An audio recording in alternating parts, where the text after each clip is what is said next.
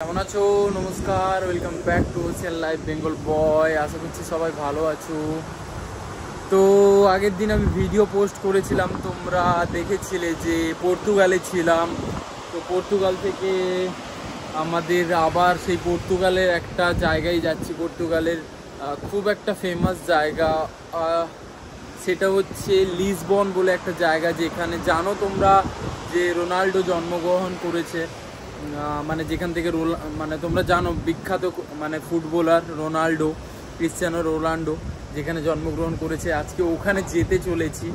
মানে যেহেতু তোমরা জানো যে পর্তুগাল থেকে অনেকের ধারণা নেই হয়তো যে পর্তুগাল থেকে কিন্তু মানে পর্তুগালের অনেক আইল্যান্ড আছে। তো তার মধ্যে একটা ছিল পন্টা ডেলগাটা, যেটাতে আমরা কালকে গেছিলাম। তো পন্টা ডেলগাটা থেকে লিসবন যেতে অনেকটা টাইম লাগে, অলমোস্ট 1500 কিলোমিটার, 1500 কিলোমিটার। তো যেহেতু আমরা শিপে যাচ্ছি, তো এখান থেকে যেতে টাইম লাগে অনেকটা, অলমোস্ট 2 দিন টাইম লাগে। তো 2 দিন 3 ডে ছিল, তো আজকে লাস্ট 3 ডে। তো দেখতেই পাচ্ছ আশেপাশে, তোমরা দেখেই বুঝতে পারছো যে আজকে মানে আমি সমুদ্রে আছি এখন।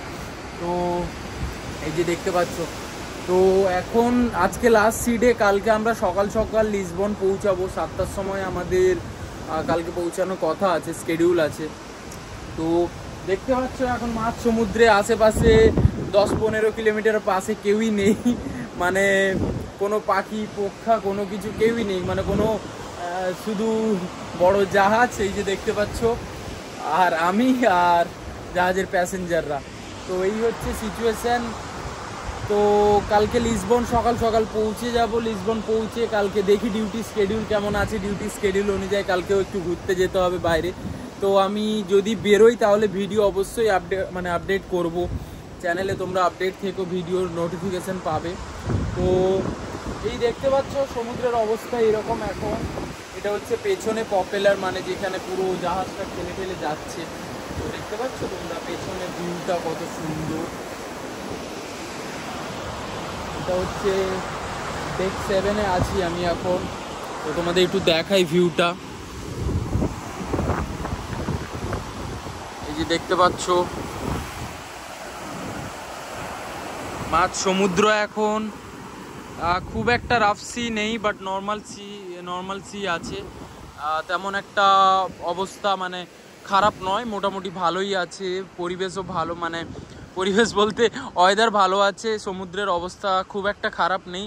জল ততটা উপরের দিকে আসছে না, মানে ডেক 4 পর্যন্ত আছে এখন জলের ওয়াটার লেভেল। তো ওই দেখতে পাচ্ছ সকাল সকাল এখন 7:30 বাজে এখানে। তো সকালে উঠেই আমি একটু ভাবলাম যে একটু ভিডিও বানাই। তো ডেকে এখন কাজ চলছে, ওইদিকে যাব না।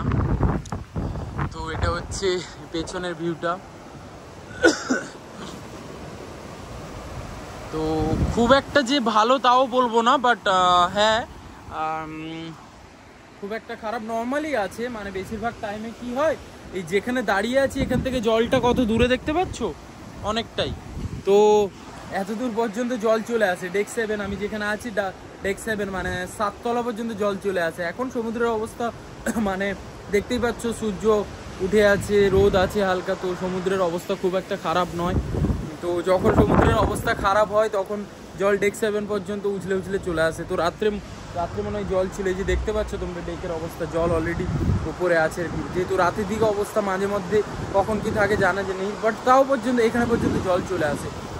তো যাই হোক বন্ধুরা, এরকম জাহাজের ব্যাপারে ঘুরতে থাকো এদিক ওদিক পুরো দুনিয়া। শুধু জাহাজ নয়, অনেক পোর্টে আমি যাই। পোর্টে গেলে সেই পোর্টের সাইড সিনসগুলো আমি দেখানোর চেষ্টা করব।